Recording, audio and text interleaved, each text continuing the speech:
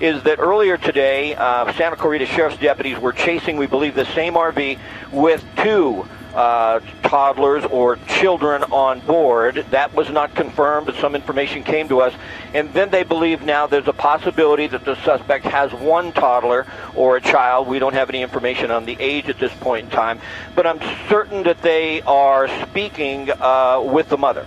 And we did hear our Ola report that the mother did call the deputies and said that he is wanted for domestic violence, told the deputies that he did take a gun with him, but those are just reports that we are getting about the mother calling the Santa Clarita Sheriff's Department. We don't know for sure, haven't verified that, but that was something that we heard earlier today.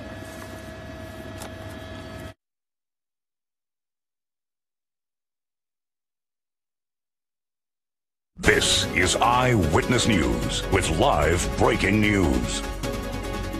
Good afternoon. We are breaking into General Hospital to bring you this breaking news. You're looking at live pictures from ABC7 HD. I'm Ellen Leyva along with Colleen Sullivan. We're watching this RV. Sheriff's deputies right now pursuing this, chasing after this RV that is going through the streets of Hollywood. We believe right now that is Selma, little side streets. He was on Sunset Boulevard just a short time ago. Absolutely. And there's a lot of worry that there may be a toddler on board there. This came out as earlier reports from Santa Clarita where the suspect's wife called Santa Clarita Sheriff's deputies to say some report of a domestic violence. He may have taken her gun with him. There was a chase earlier, and then authorities have been backing off. And ABC7 HD is live overhead with Scott Reif on board. Scott, we're talking about this as a very delicate situation where authorities really don't know if the suspect is armed, don't know what he's thinking, and don't know if there's any children on board this big RV.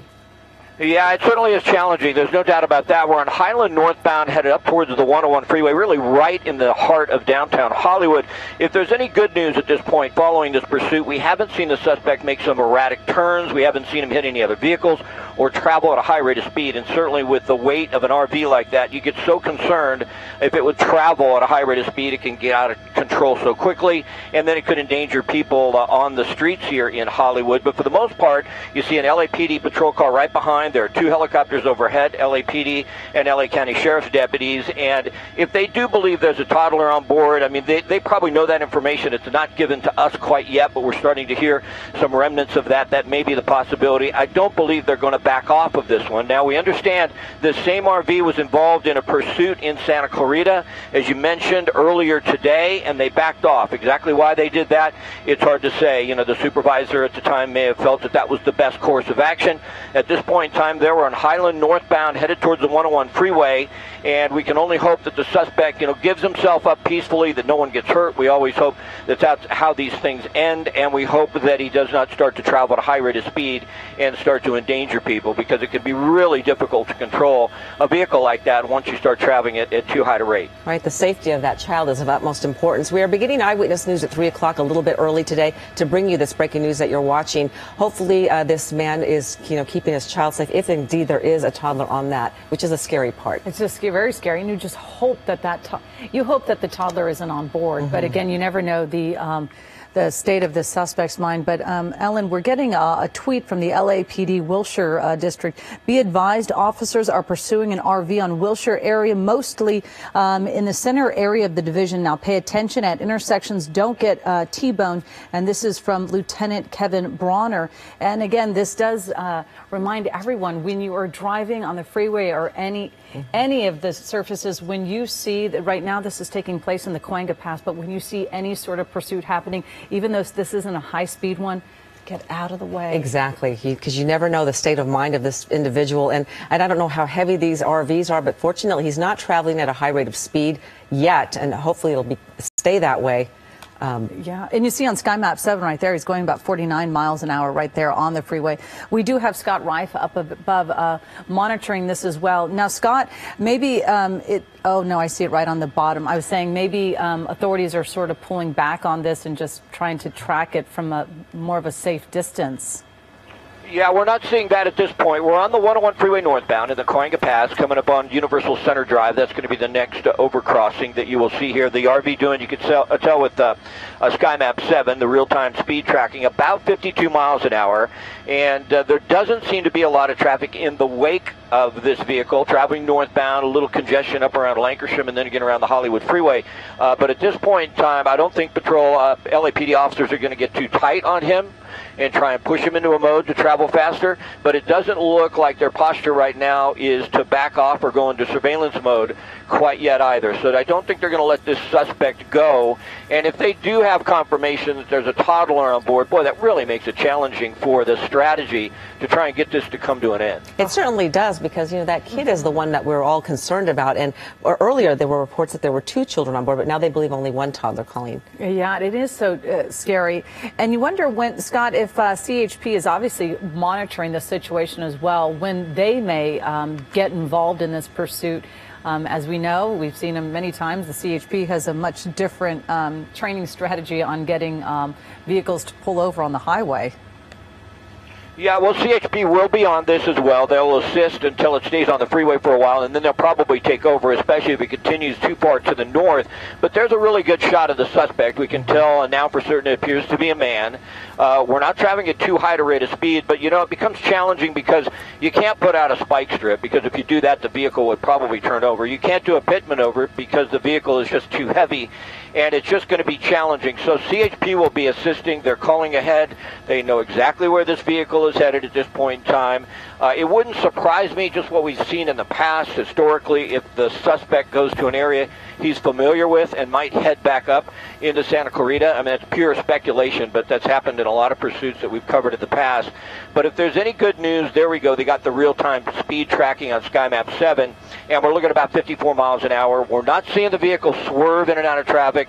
Obviously, he's aware that the LAPD vehicle is right behind him, and I think that right now they're probably content to just follow this guy because really no one's at risk. But when it comes to a stop, that's when it's really going to get challenging. If the suspect does have a weapon, it becomes extremely dangerous. If there's a toddler on board, how do you handle that? You don't want to even fire at a suspect with a weapon if in the line of fire behind that suspect there could be a child on board that RV. So there, you know, the dynamic is just so huge. There's so many things that can happen. It makes police work so difficult. But once again, if there's any good news, it's that the rate of speed has not been excessive. And we are northbound on the 101 freeway coming up on the Ventura Freeway interchange. So if he stays in that lane, he'll continue on to what is the Hollywood, the 170 freeway, and that would continue up through North Hollywood and towards the 5 freeway interchange. That appears to be what's going to happen here, but we'll have to see as he continues north. Right, we're watching this RV in pursuit right there in the 101 northbound. You wonder, like, what is the state of mind? And perhaps they're just going to keep tracking him and wait till he runs out of gas in a situation like this. I don't know how much mileage they can get on those things. They can't get that much mileage on it. It's big old RV, and it's not as though you never know. Exactly. Really, you just never know how full that tank is and what the mindset is. You never. Also, we were trying to look at the suspect inside the window, and you couldn't see if he was on the phone or anything, because many times we'll see these suspects on the phone.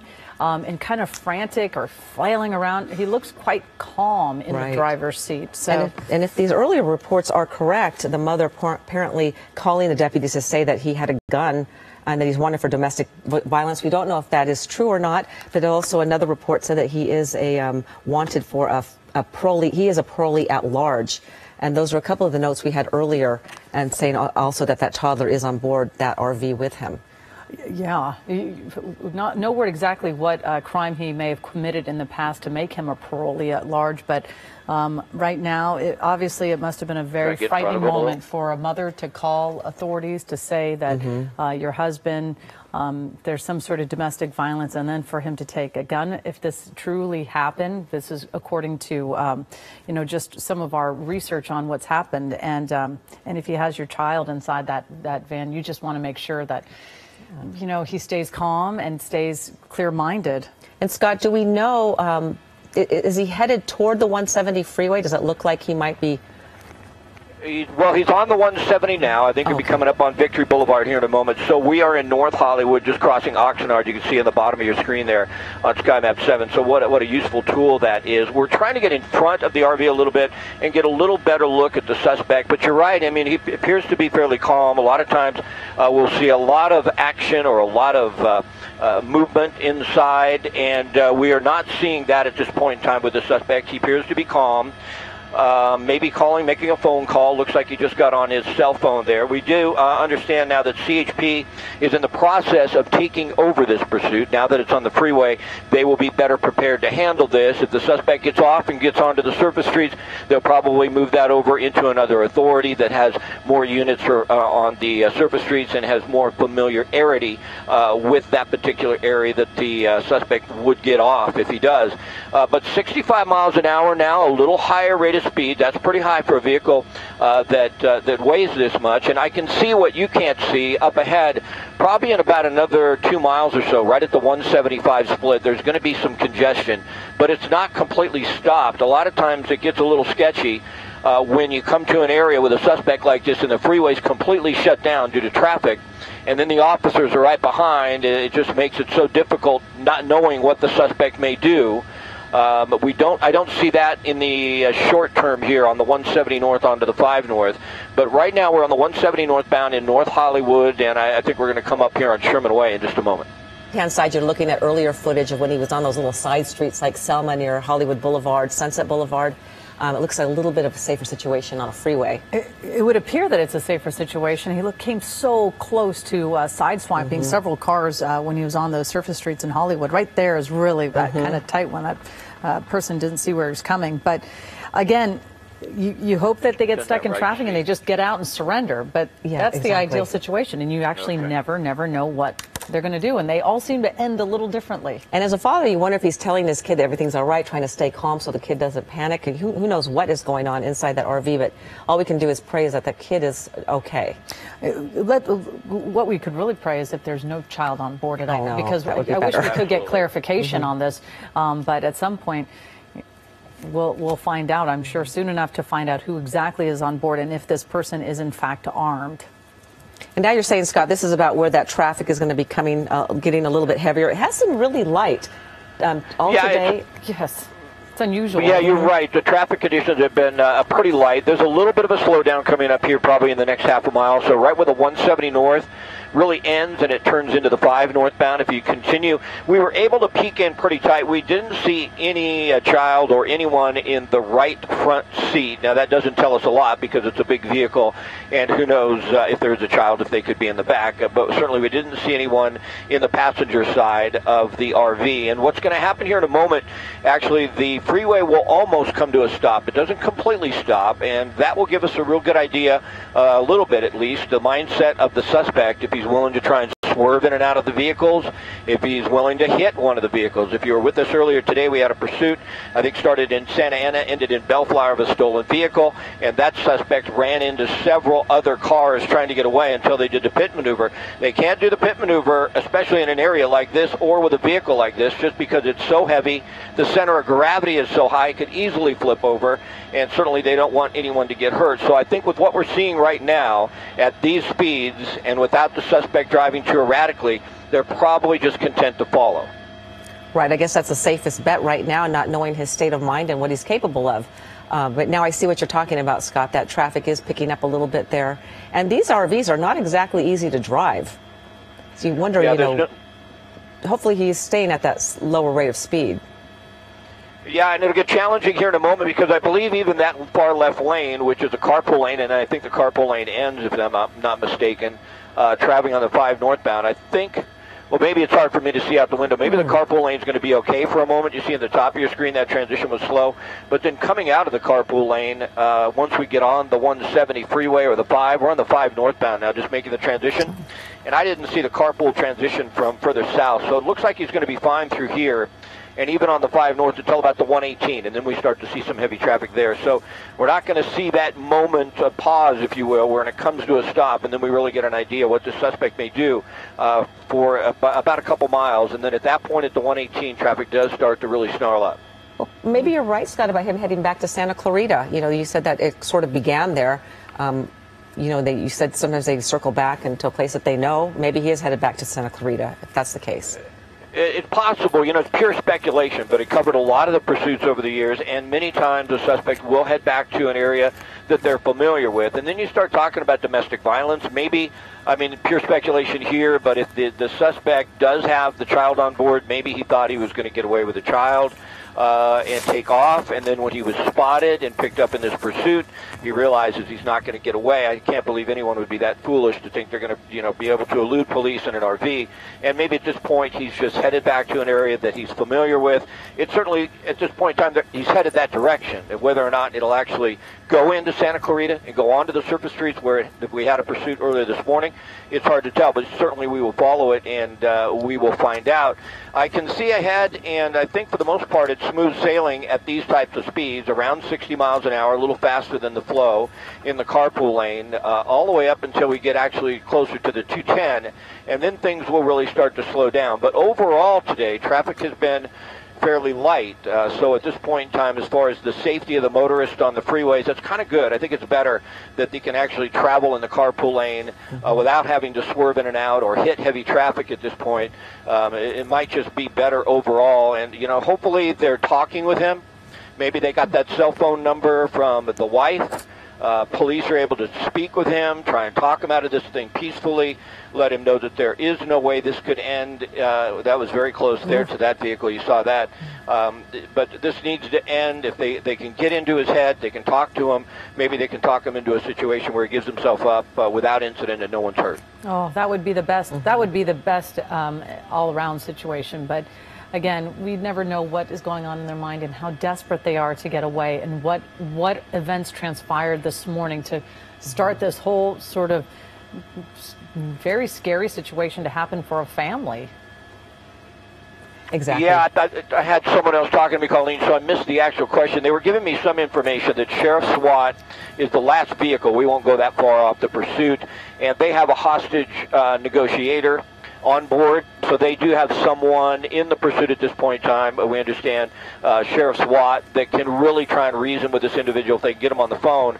And when you see him on the phone, you know, well, the wife must have that cell phone number. You would assume, obviously, we don't know for certain. So hopefully they've established communication. We are on the 5 freeway northbound. We just crossed the 118 freeway, and we'll head it up towards the merge at the 405 where the 405 ends, and then the 5 northbound up into the Newhall Pass. It's a little congested up towards Roxford, which is south of the 210, but the freeway doesn't stop, so it looks like this can continue on for some time, probably without having to stop and having to swerve in and out of traffic. At least that's what it looks like from my vantage point at the moment. Well, let's hope that they are talking some sense into him. Perhaps even if the child is actually on board, then I'm sure the wife is called as well. So hopefully he will be come to his senses and just stop this. But domestic violence is so unpredictable. So that it comes with its own layers of complications. So that's what the scary thing. And I'm sure, or I'm not sure, but maybe his wife is watching the live coverage of this pursuit that's been going on for a while. We watched it unfolding live in Hollywood, and then hitting onto the freeway and sort of heading north, where with very good possibility, you know, he's on the I-5 north right now, heading to the Santa Clarita area. But I'm sure that she may be watching this, or she knows loved ones who are watching this, and they're very concerned. This is obviously your husband. You've had a domestic violence situation, but there's still a connection, and you're still probably very concerned for their safety as well. Exactly. Yes. And that bike. Yeah, sorry about that, but when you think about, he's a parolee as well, and so obviously he's broken his parole, so he's looking at prison time, I would imagine. I'm no expert on exactly what what prison terms are, or what in a case like this would be, but I've been somewhat familiar with it. And if he's breaking parole by committing this type of crime, if the child is on board and he doesn't have any type of custody, I mean, it's kidnapping, it's child endangerment, you've got this vehicle not stopping. So if you have a parolee who's been in prison, he's on parole, and he's breaking that parole, he's committing more crimes. So certainly I would think, I have no idea what type of sentence it would be, but I would think it'd be somewhat extensive. And so that's probably going through the mind of the suspect at this point in time as well. This isn't like I could just pull over and maybe I'll get 6 months in jail. This is going to be a very, very serious incident. Absolutely, Scott. Thank you. We're going to go to Carlos Granda, Eyewitness News reporter Carlos Granda. He is actually following this pursuit on the ground. Carlos, what can you tell us from your vantage point? Well, I can tell you that this person is encountering, at least what we're encountering, is some heavy traffic on the 5 freeway. Right now, we're at about the Terabella Street exit, Van Nuys Boulevard. I'll show you what we're looking at ahead. You can see the traffic there on the right. Very heavy traffic. We're on the Diamond Lane, the HOV lane heading up there, right behind him. So this is the traffic that he's leaving behind. Obviously, because of the pursuit, the police have slowed everything behind the person down. So this is the kind of traffic that we're seeing here, because obviously from Air 7 you can see that where this person is going, the traffic is running pretty smoothly. But again, we're just behind him, heading north on the 5 freeway and encountering some traffic here on the 5. Yeah, how fast are you going there, Carlos? We are now going at 63 miles an hour. Yeah. So we're in the Diamond Lane, going as fast as we can. It's obviously a lot slower on the other lanes. Yeah, well, all right. We'll check back with you in just a bit, Carlos. We're going to check back with Scott Reif now, who's got that Air 7 scene for us right now.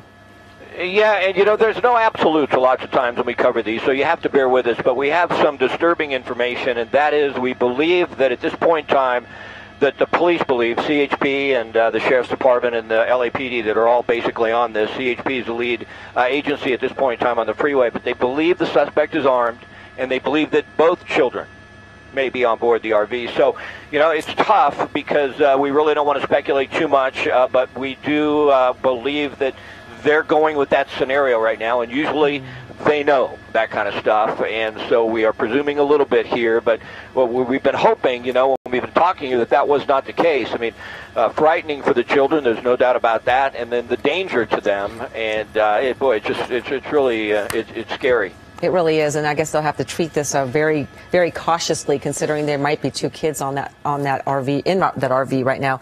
We're going to check in with Dave Coons. Of course, you know him as our car specialist, but he also has some information on this particular vehicle. And Dave, you there? Yes, I am. I'm not maybe a complete expert on RVs and motorhomes, but I can tell you, just given the size of it, it's probably got a truck chassis with a gasoline V8, probably a Ford or GM V8. And unfortunately for law enforcement, these things tend to have very large fuel tanks because obviously people want to travel far in motorhomes. So if it has a lot of fuel on board, they could be following this thing for a very, very long time. The other thing with an RV, because of the size and the gearing and the lack of aerodynamics, the faster he goes, the worse his gas mileage is going to be. So when he was going slower, he was actually getting better fuel mileage. If he gets into the 65, 70, 75 mile per hour range, he will use up his fuel a lot more quickly. Well, and being able to maneuverability and that sort of thing, if the traffic gets bad, that's pretty limited, wouldn't you say? Well, yeah, we saw him on those narrow surface streets early in the pursuit, making those very tight turns. At least now he's sort of in the right element for a motorhome. He's going straight, and he's going on a highway, which is kind of what they were designed for, so better than, say, a curvy road as far as danger goes.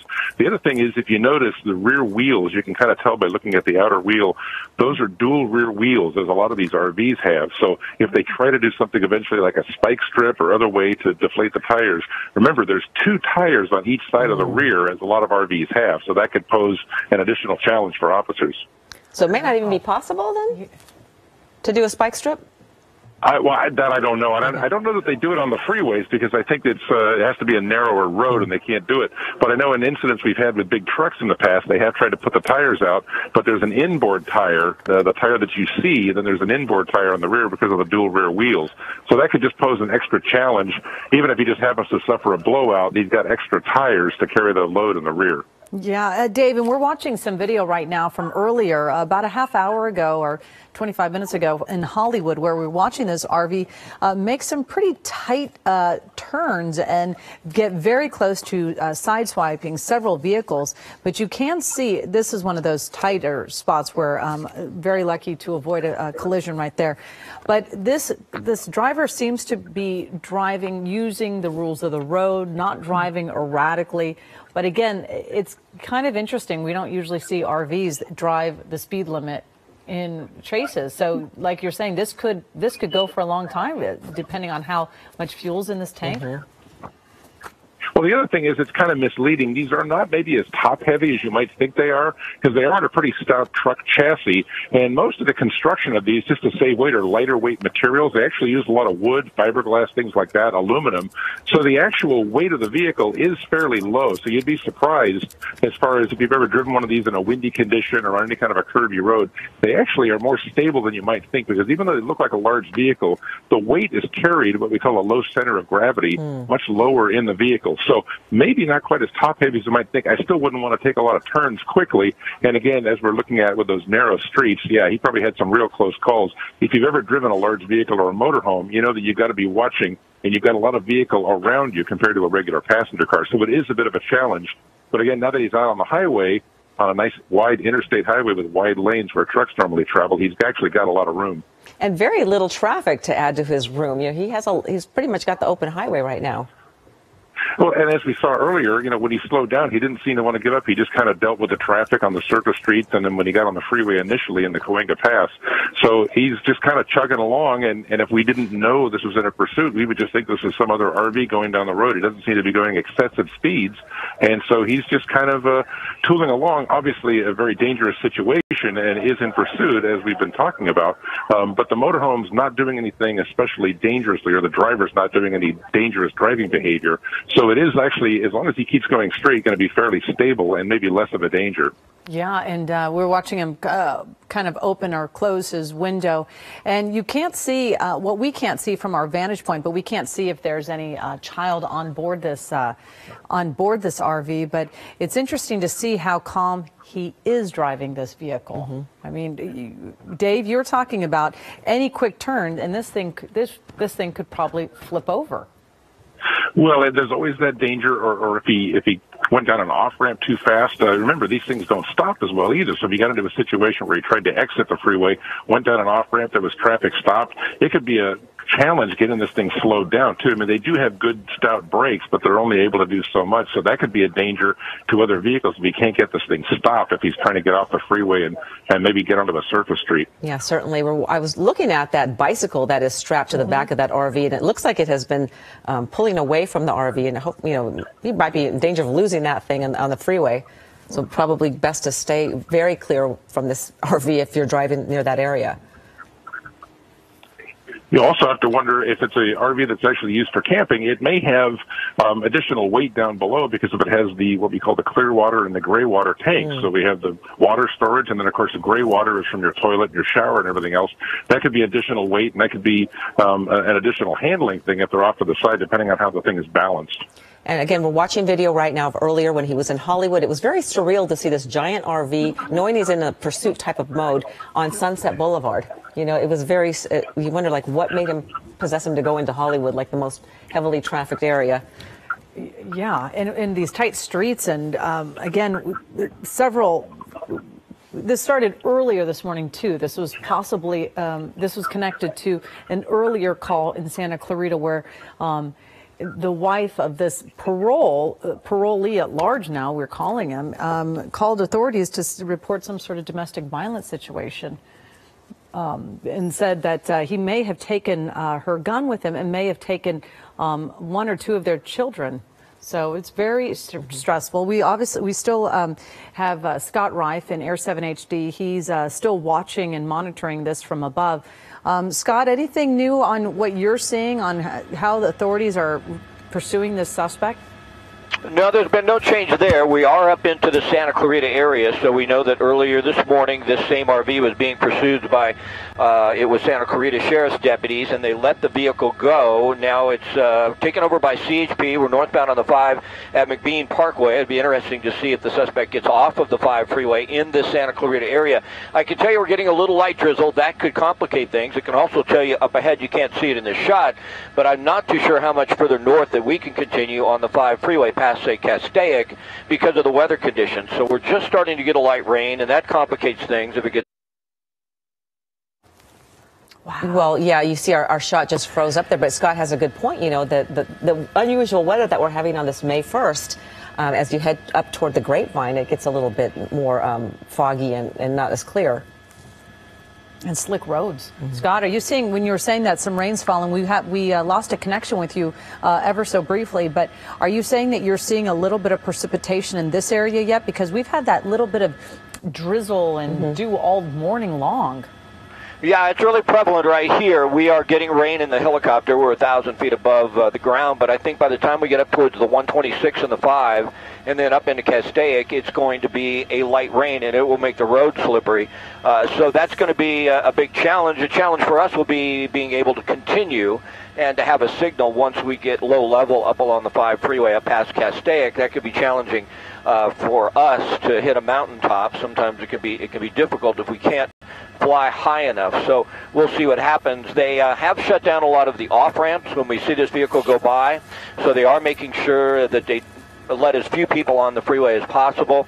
It looks to me like the speed is pretty consistent. We'll go in with a real-time speed tracking. We're looking at 60 miles an hour. I think at one point the suspect was up to about 70. But it looks to me up ahead, by the time we get to the 126, there will be rain on the freeway, not just up here at altitude. So that is going to affect things as well, because it's just going to be so slippery for this vehicle.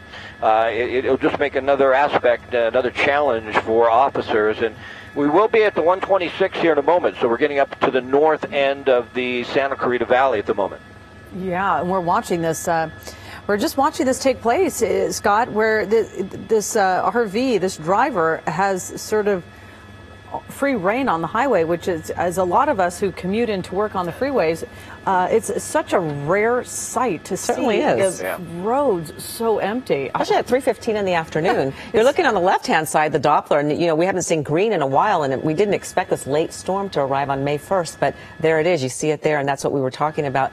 Danny Romero is going to be coming by in just a little bit to tell us about that forecast, because I know a lot of people are asking, what is the deal with this weather? All of us are asking, what's the deal with this weather? And he'll come up and give us an update on his AccuWeather forecast. But we've been following this pursuit for a good, I don't know, almost 40 minutes now, Ellen.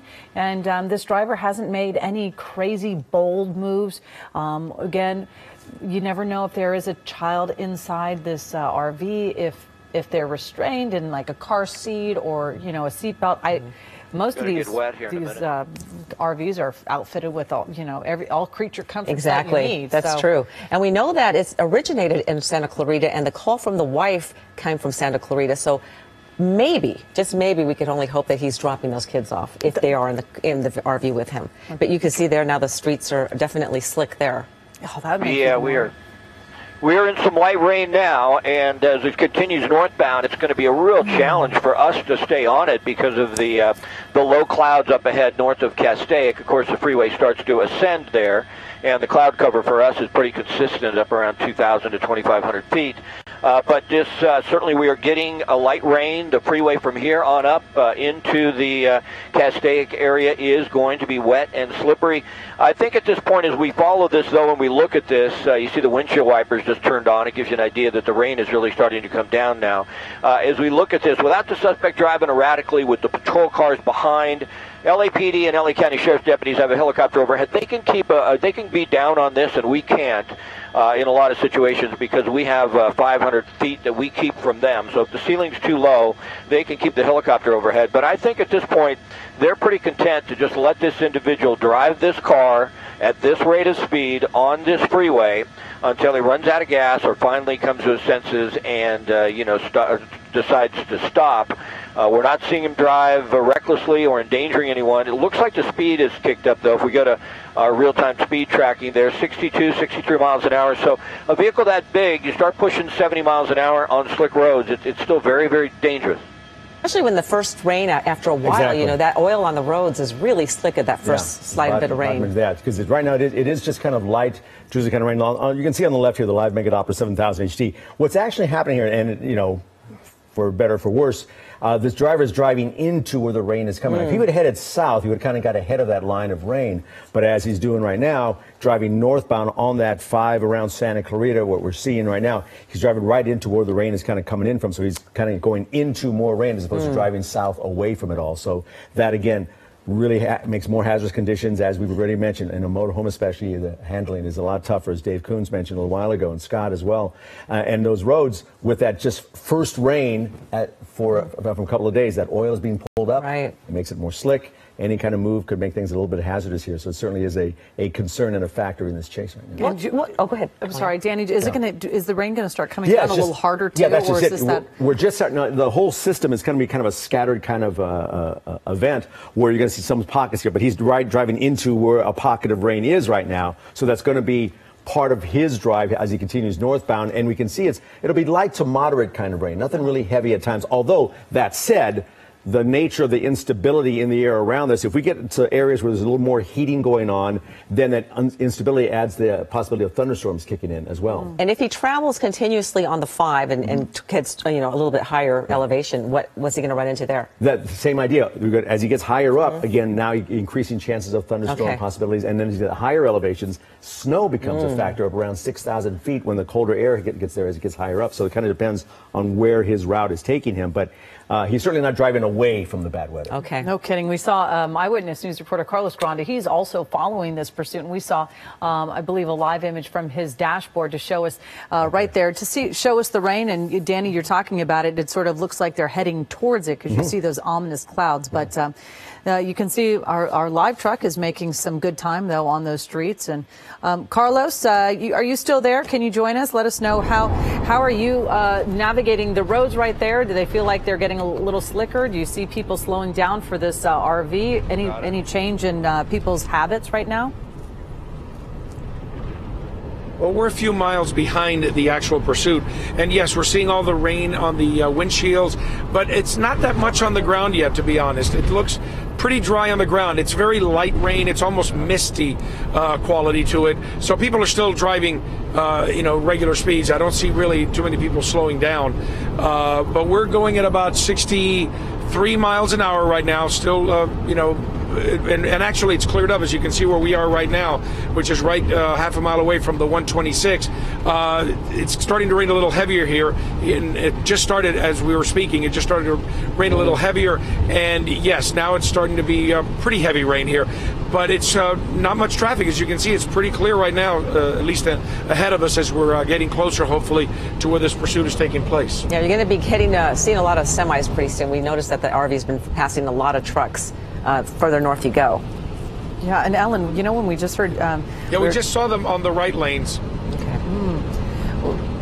Carlos, we're looking at the RV right now, and it really is sort of cruising pretty quickly. We saw SkyMap7 clocking it at about 65, 66 miles, 67, because now we know when it hits close to 70, I think Dave Coons or Scott Reif was talking about, you'd really start losing control of this sort of vehicle. Those are in dry conditions. Yeah, those are in ideal conditions. It's about 63 miles per hour right now. Yeah, so again, we're watching this this suspect.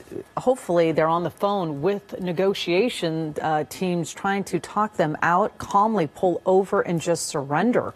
I only hope so, because it's the innocent kids are the true victims here, and you don't know what's going on inside. What is the atmosphere inside that RV? Is he trying to make them seem like it's a fun time, or is he a good dad, or is he just I don't know. Are they scared to death? Well, children, really sad. They certainly can read when parents are stressed out. So I would say he's got to be awfully calm in that vehicle if that little one is staying calm. But exactly. Now, Scott, approximately where is he right now? Well, we're on the 5 northbound past Lake Hughes Road, which is up past Castaic. This is where the freeway really starts to ascend, so I'd imagine the speeds will be lower, but, more disturbing information now. We start getting specifics, and then we really believe that there's probably children on board. We understand they believe 11-month-old and a 3-year-old. So when you start getting ages, police really do believe that the children are on board that RV. It's really getting wet up here, and there are some low ceilings up ahead. We may be able to continue up towards the pyramid area. It's just, it's hard to tell. We can't get down there with the LAPD because we will not get in their way. When the ceiling starts to come down and then the freeway ascends like that, we can run into difficulties continuing on. But I do believe at this point in time, push in if you would, Rob, we'll get a speed, but I think traveling up this grade, the speed is going to be a little slower than what we saw before, and now we're down to 45 miles an hour or so, and it's because it's a pretty steep grade. If you've driven this up past Castaic, up towards the Grapevine, you know that it's difficult for a vehicle like that to travel at too high a rate of speed going uphill. But the weather conditions have gotten worse. It's very slick on the freeway now, but we're not seeing anything erratic. You can see LA County Sheriff with their helicopter right overhead and right behind. The patrol cars are behind as well. We understand SWAT has a negotiator just in case. Maybe they're even on the phone with him. We saw him holding his phone. That could be the case, trying to talk him out of this. And then any hope that possibly the suspect was just heading back to Santa Clarita, back to where this had, there was a pursuit earlier today. That sort of evaporated once we got this far to the north. It's so distressing, Colleen. Yeah. It becomes real when you hear of a 3-year-old and an 11-month-old. You can really picture that, and that just puts a pit in the stomach, you know, to think about those kids. And as a lot of parents know, these are 2 little tiny kids, and it's a very real possibility that they are not calm and calm in the car, because even on the calmest days, they cry and they are very demanding. So it's just a very trying situation. You can see how really that rain has picked up, and even Scott's picture there, very blurry. Blurry. Yeah. Look at how close that helicopter is, though. It's very unusual. You don't usually get that vantage point, Ellen, to see how close those helicopters. They certainly let them know that they are there and present in this search, in this chase. But look at how many CHP vehicles are behind this this RV. I'm sure this truck driver's going, please, I don't want to stop at this spot. This is the worst spot to stop. I'd like to give you a little look at what we're looking at and some perspective here. And, you know, the shot was compressed, so the helicopter wasn't as low as you might think. But, Rob, I want to tilt up and just look at what we're looking at. And I'm not too sure how much longer we can continue, because when we get up a little further, up towards Pyramid, you can see the cloud cover there. Now, whether or not we're going to be able to keep a signal and head through there, it's hard to say at this point. We can come back down, Rob. I just want to give you a little perspective of how hard it's starting to rain and where we're headed on the northbound side of the 5. We're still south of Pyramid. We're north of Castaic, but the rain has been consistent now. I wouldn't say it's heavy, but it's moderate. Traveling at a slow rate of speed. Let's see what our speed tracking gives us. It's probably in the 40s or 30s. Yeah, there we go. It's much slower than that 70 mile an hour that we saw at the high rate on the 5 freeway down in the Pacoima area, and because it's a pretty steep grade here. Pull out just a little bit, Rob, because it's really an interesting shot. We're going to lose the, you'll see the mountain there. We'll lose them for just a moment, that hillside, the patrol cars behind, and boy, it really looks sketchy weather-wise for us up ahead, and unless the suspect just would pull over, if he continues northbound up towards the Grapevine, up towards Gorman, we're going to have a very difficult time staying on this. And as I mentioned, you know, the helicopters from the sheriff's department, they can fly much lower than we can, and we just won't get down there in their way. So we have a 500-foot buffer from them, and if that puts us in a cloud, then we're pretty much out of luck. Yeah, an excellent pilot and a safe pilot, you know, knows what the limitations, and we completely understand that situation. But you're right, that grade is pretty steep in that particular part. Cool shot. And no kidding. I think that this not an RV is easy probably drive. running out of gas as well. But, you know, there's those gas stations in Gorman. If you ever take a drive through the Grapevine, you know, it's not very fun. No. It's, and we know he's not getting away. So even if we do end up losing this picture, you know, those police officers, those CHP is not going. They're not going to just pull back. He's not going to go far. Just hopefully it will end peacefully, and those kids can be back safe with their mother. That's the main sure she's thing. a nervous wreck right now. I can't even imagine. Oh, I can't even imagine. We are hearing a little information that could lead us to believe that possibly they're talking to the suspect. We can't really get into it. We certainly hope that is the case. And, you know, it's interesting. Maybe we can talk to Danny, because I do believe at a certain altitude we could actually see a little snow. And it doesn't seem like it's cold enough for that. Right. I think, you know, we're at 3,000 feet, 3,200. It's probably about 2,500 feet at this point. But up into Gorman, I'm not sure exactly what that altitude is up there. I think around 5 or so, Danny, and we could actually see a little snow. Yeah, we're seeing on the models that we'll get snow levels dropping around 6,000 feet, probably not till a little bit later in the afternoon, even hours when the temperatures drop a little bit more. But we do have on the models little indications of snow at that 6,000-foot level. So as it gets up around Fraser Park and above Fraser Park, then you can see some colder air. In fact, we have shown little spots of ice and snow on the live Make It Opera 7000 HD right now in that general direction, where if this motorhome stays in that route. Danny, if I could, I hate to interrupt you, but we're going to pull out of this shot, and then you're going to see why. This is about as far north as we can get. We are trying to fly safely. There looks like a little break in the clouds a little further north, but I'm not too sure we're going to be able to continue on up above that pass right there. Just above that mountain range is Pyramid, and that's really pushed right into the vehicle. That's an interesting shot there, that perspective. You see the RV, it's so surreal, and then you see the police cars right behind it. But around that bend, it looks like we are running into a situation with the low clouds that we may not be able to continue. Wow. Well, we're sort of all watching in bated breath over here, Scott, and Danny's watching the forecast, and we're going to try to assess the situation from our end and see exactly what we're going to end up doing. But you're right, very surreal to watch that RV going kind of slowly with what? It's so looks many like about black and 6 white black and whites at least that I've counted, and then the sheriff's helicopter overhead. But yeah, there might even be more than 6 getting the sky. Yeah. So many. Danny, we're talking about that weather. You see the visibility. We're talking about May 1st and the storm. Yeah, I mean, and as I mentioned earlier, they're driving right into where on our Live Mega Doppler 7000 HD, we're seeing some more rain coming up. So we're seeing the rain showing up not only on our cameras there, cameras of Scott's there. We showed the rain showing up with Carlos Grande's vehicle on the ground. We can see it on the Live Mega Doppler 7000 HD. We get in close to give you an idea. There's right along that 5, right there where they're driving up there from the 5 through Santa Clarita. We just passed through there around Newhall, I think. And so as he heads up, there's still kind of some more rain.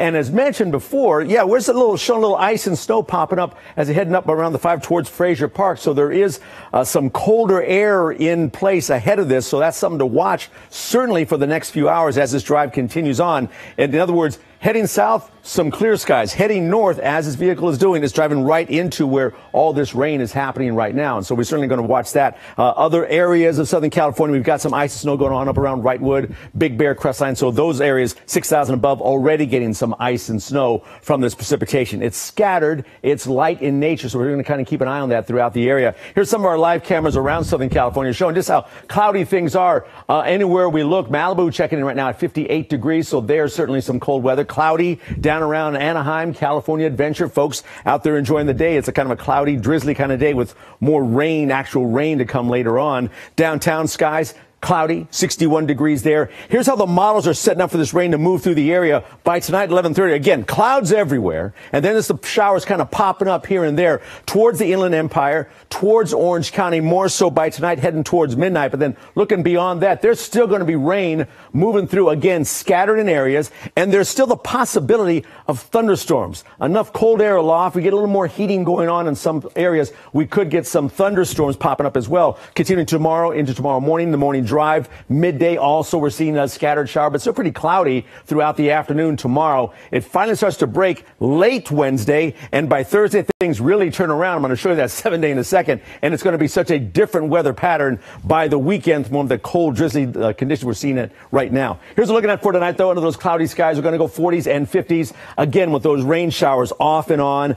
Some could have some brief, heavy downpours, thunderstorms, hail, not out of the question in some isolated spots to watch through the night and into tomorrow. And so tomorrow, by tomorrow afternoon, the temps will still be on the cool side, but we're seeing some clearing going on, and those thunderstorm chances could pop up as that heat, kind of the sun finds some clear spots and heats things up. Enough cold air aloft, that's when we can see a thunderstorm pop up still tomorrow into the early morning, afternoon hours. Certainly to watch for that. But as we look ahead, here's how things are going to change. On the AccuWeather 7 days, still some chance of showers going on for tomorrow. We'll call it 30%, tapering off by the afternoon. And now the change is calling in. Now look at this. 66 jumps up to 81 by Friday, and we stay that way warm into the weekend. 80 and 77 for the highs Saturday and Sunday. For the valleys, Inland Empire, 68, cool, cloudy, drizzly, rainy still tomorrow morning. By the afternoon, evening hours starts to clear out, and then the temps just jump up. We're going 68, 78 to 89. We're pushing 90 in a matter of a couple of days, Saturday into Sunday. And even the next week, we're still pretty much above normal temps, 79, 78 there. For the beaches, a cloudy, drizzly kind of morning tomorrow, and then there too, the warmth for the weekend, 70s there. Mountain spots, here's where we're going to worry about thunderstorms, especially here. Snow levels dropping down to 6,000 feet. Those overnight lows, look at that, all below freezing until we get to the weekend. Everything changes. 46 becomes 69 and 70, and the high desert there too. We're going to see shower chances for tomorrow, and then also heating up to 90s by the weekend. All right, Ellen, Colleen, go ahead. It's unbelievable the changes heading our way. No kidding. Especially when you look at the left side of the screen right there. See that? See what's coming. Yeah, absolutely. Well, Danny, thank you very much. And we are, of course, going to continue to monitor the chase of that RV. where authorities are trying to pull over this suspect. But again, the weather is limiting our ability to follow this pursuit. It's going through the Grapevine area. But again, if we get any updates on this, we will certainly pass them along as soon as we receive them. And other news now, May Day marches and rallies are still going strong. Welcome back to Eyewitness News at 3 o'clock. I'm Ellen Leyva. And I'm Colleen Sullivan. People are gathering in downtown Los Angeles to march for jobs, education, and peace. Eyewitness News reporter Veronica Miracle is live where another gathering is happening right now. Veronica.